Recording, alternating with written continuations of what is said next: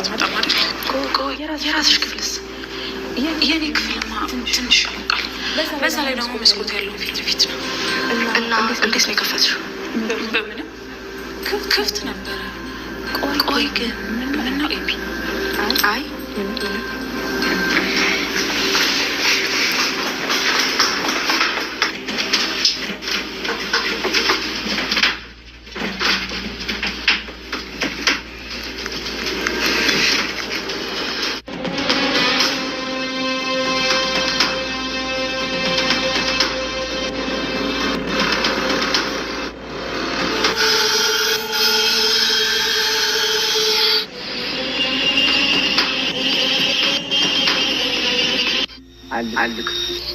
ከዛም በቃ እሽልሃለሁ። አሁን እሱ ነው ወግ ማድረግ ጠልቼው መስሎሽ ነው? አሁን አግኝቼ ልጅ ወልድ ይከፋኛል።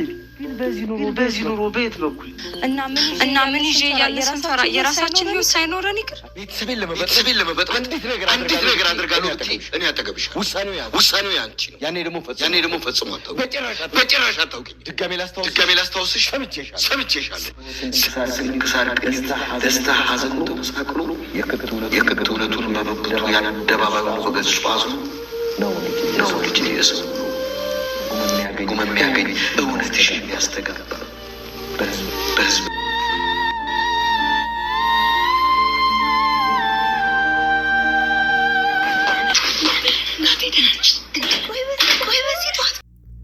ዳጣ ያየችውን ማመን አቃታት።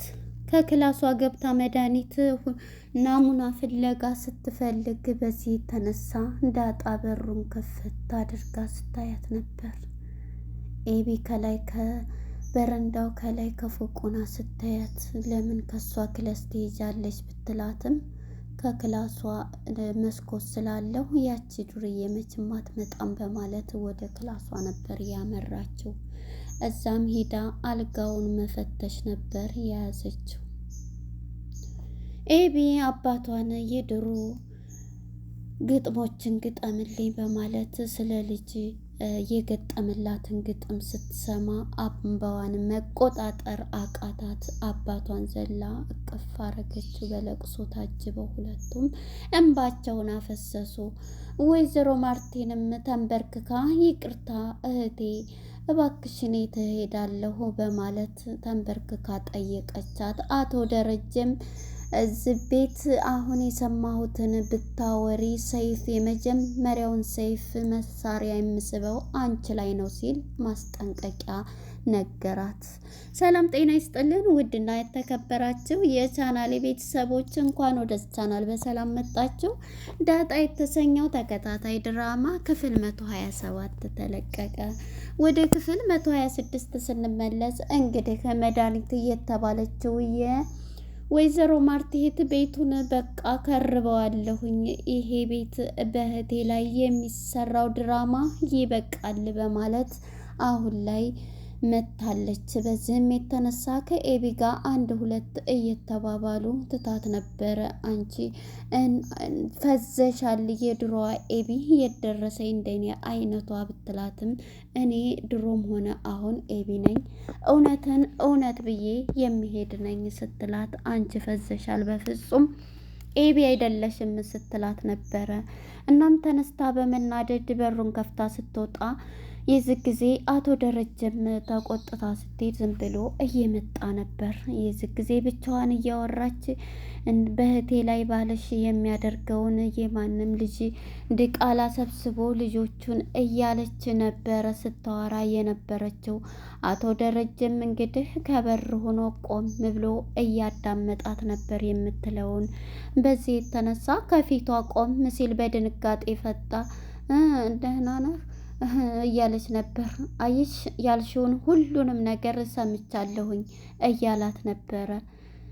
ማለት ምንድነው? እኔ እኮ ለምን ልትሰሪ መጣሽ ቢላትም መጠጊያ የለኝም፣ ምንም መጠጊያ ስለሌለኝ ነው የመጣሁት እያለችው ነበርና ያልሽውን ነው ያልኩሽ፣ ያልሽውን ሁሉ ሰምቻለሁኝ፣ ይዘሽ የመጣሽውን ነገርም ለነገር እንደሆነ አውቃለሁ። ስለዚህ አሁን ላይ የምትይውን ነገር ሁሉ ሰምቼሻለሁ።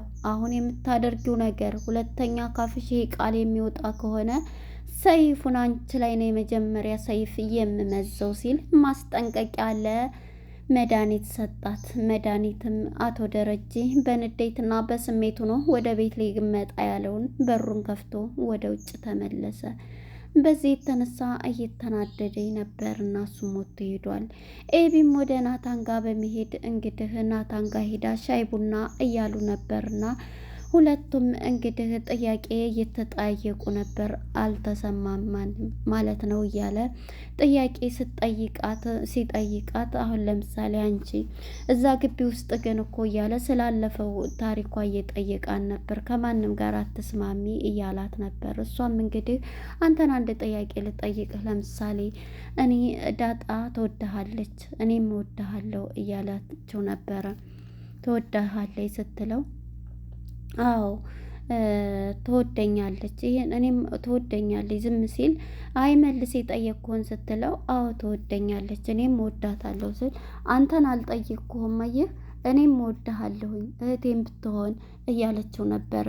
መጀመሪያም ግን ከመጀመሪያው የምወድህ እኔ ነኝ፣ እሷ ስትመጣ ደግሞ እኔም እኮ ግን እወዳታለሁ ብሎ ናታን ይህን መልስ ይመልስላታል። አየህ እያለችው ነበርና በመጨረሻ የሚለው ወሬ ጠፍቶባት በቃ እንሂድ ከዚህ እያላት ነበር። እሷም ከኋላ መታ ትወድሃለች ስትለው እኔም እወዳታለሁ ቢላትም አንተን አልጠየቅኩም ነበር ያለችው እና ናታንም እንግዲህ ሻይ ቡናቸውን ብለው ይሄንን አውርተው በቃ እኔ እንሂድ በቃ ይሄን ርዕስ ሲላትም ወደ ቤት ሲላይ እኔ አባዬ ጋ ቢሮ መሄድ አለብኝ ደግሞ መድኃኒት መታለች እያለችው ነበረ እና ናታንም እየገረመው እሺ በቃ ብለው ተነስተው ሁለቱም በቃ እንሄድ ብለው ተያይዘው ይሄዳሉ።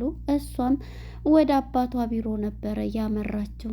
አባቷ ቢሮ ጋር ሄዳ እንግዲህ አባቷን እንግዲህ ያው ናታንና ኤቢ ከጭንቀት ሁለታችንም ከሱ ጎን መሆን አለብን፣ አሁን ላይ እየተጨነቀ ነው ያለው እያሉ ስለነበር እሷም ወደ አባቷ ቢሮ ነው የሄደችው ማለት ነው። ወደ ዳጣ ጋር ስንሄድ ዳጣ እንግዲህ አሁን ላይ የእናቷን ናፍቆት እያልወጣችው ዳጣ በስልክ እየደወለች ክላሷ ሆና እማዬ በጣም ነው የናፈቅሽኝ የኔ ውድ እናት እያለች እየደወለችላት ነበር። ኧረ ተይ እንደዚህ አትበይ ልጄ፣ አሁን ያለሽው ቤት ነው ሰው ይሰማሻል ብትላትም እንዴ ይስሙኝ እናቴ እኮ ነሽ ምንድን ነው እያለች ነበረና ቢሆንም ያለሁበትን እሰቢ እያለቻት ጩኸ እያወራች ነበር እና ተጠንቅቀሽ እያለቻት ነበር። እሷም በጥያቄ እንግዲህ እያፋጠጠቻት ስለነበረ በቃ አሁን ስልኩን ዝጊና ሁሉንም ነገር ጨርሰሽ ነገ ፊቷ ሳቀድምሽ በጧት መንጣት አለብሽ ብላ ታስጠነቅቃታለች። ዳጣን ማለት ነው።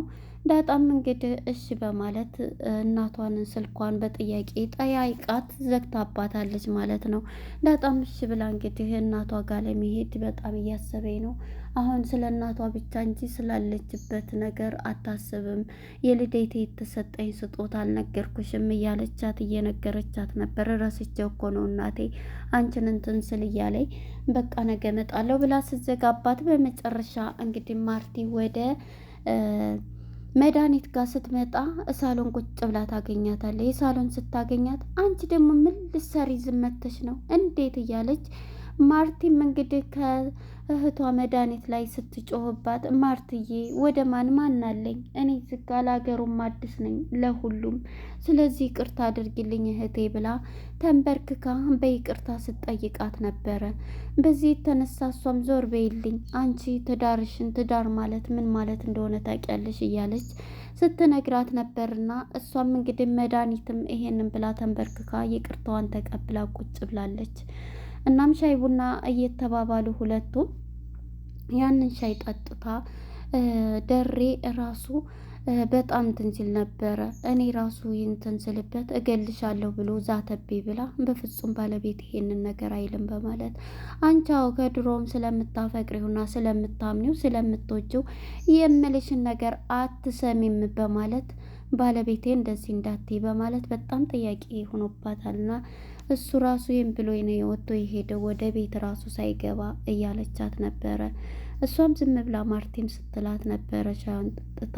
በመጨረሻ እንግዲህ ወደ ኤቢ ጋር ስንሄድ ኤቢ አባቷ ጋር ሄዳለች እና አባቷ ጋር ሄዳ ብዙ ጥያቄ እንትን እያለችው ነው። አባዬ ደህና ነህ እያለችው፣ እማዬ ደግሞ ታሳዝነኛለች ስለ ሁሉም ነገር። እንዴ አሁን እንደማትናገሪ እኮ ቃል ገብተሽልኛል ከኔ ጎን እንደምትሆኝ እያላት ነው።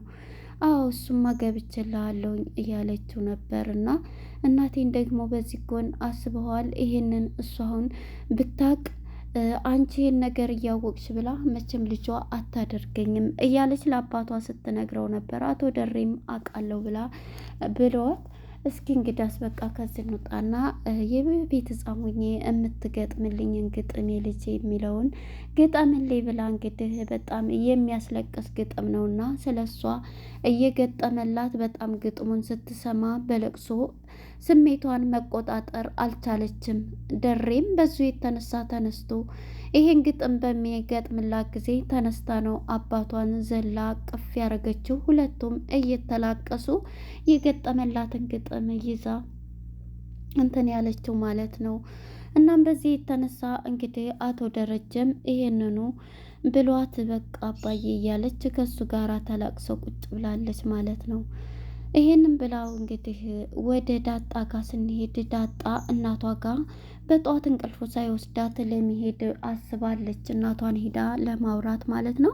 እንግዲህ በመጨረሻ ወደ እናቷ ጋር አምርታለች። በጠዋት ሄዳ በሩን ስትቆረቁር ሰላምዬ ማን ነው ብላ ከፍታ በምታይ ጊዜ ልጇ ናት። በድንጋጤ እንዴ ዳጣ ምንድን ነው በዚህ በሌሊት የመጣሽው እያለቻት፣ እንደ ወፏ ሳቀርምሽ ብለሽኛል፣ በጠዋት ነው የመጣሁት እንቅልፍም አልወሰደኝ እናቴ እያለች እንግዲህ እናቷን በቅፍት ሰላም ብላት እያወራቻት ነበረ። ሁሉንም ነገር እንግዲህ እማዬ እያለች ሁሉንም በምታወራት ጊዜ ይህንኑ ስታወራት እንግዲህ ቁጭ ብላ ቁርስ ልስራልሽ እያለች በርበሬው ወዴት ነው ስትላ ነበር። እንዴ ከበርበሬ በፊት እኮ ሽንኩርት ነው የሚቀርመው፣ ግን ይህን ያክል ዓመት አብረን ስንቀመጥ እዛ ለምን አላልሽኝም እያለ ያኔማ አላቅም እያለቻት ነበርና በመጨረሻ እንግዲህ ዳጣም እማዬ እንደው እማዬ ታሳዝነኛለች ታውቂያለሽ እያለች እዛ ቤት መሄድ የለብንም ምክንያቱም በቃ ከዚህ ይህንንም የሆቴሉን ቤት ዘግተን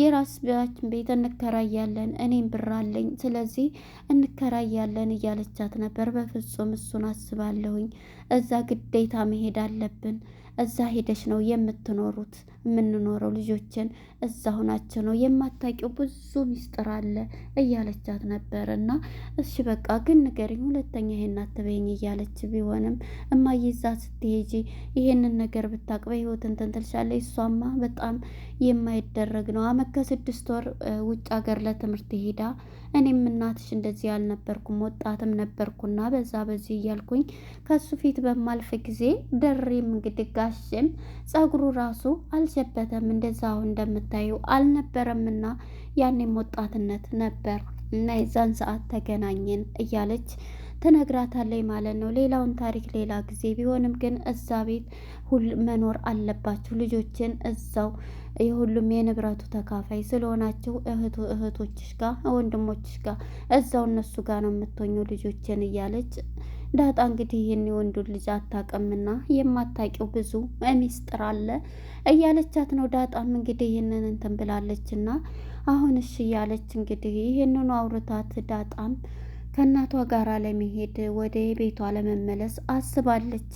እንግዲህ ዛሬ ያቀደችው ዳጣ ከቤት ወጥታለች ብላለች እና መድኃኒት የእሷን ነገር እንግዲህ ዲኤንኤ ልታደርግ ናሙና የእሷን ጸጉር ፍለጋ ይመስለኛል እንግዲህ ክላስ ገብታ ብዙ ነገር ምርመራዋን ልታደርግ የጸጉሯን ማበጠሪያ ይመስለኛል እየፈለገች መሰለኝ። እኔማ ይሄንን ጉድ እህቴ ተጃጅላለች የሚሰራባትን ነገር ማድረግ እፈልጋለሁ ብላ ፎክራለች። ለምን ወንድ ልጅ አወልጅም እያለቻት ነበር። መውለድ ተስኖኝ ነው እያለቻት ነበር። አንቺ ነሽ እውነት መውለድ የተሳነች አንቺ ከሆንሽ አሁን ደሬ መውለድ ሌላ ቦታ ቢወልድ እያለኝ ብትላትም እንደዚህ እንትን ብሎ ታምነዋለች ብትላትም እሷ ምን ለማለት ነው እያለኝ እንግዲህ ዳጣ ክላስ ልትሄድ ስትል እንግዲህ ታያታለች። ኤቢ ማለት ነው። ኤቢ ስታያት የት ልትሄጂ ነው ስትላት እዛ ክላስ ይሄድ ነው እንዴ ተቆልፎ ይልቁልፋለች እንዴ እሱ ደምን አገባሽ እያለቻት መስኮት ምናምን ስላለው እዛ መተኛት ያቺ ዱርዬ መችም ዛሬ አትመጣም አይደለ?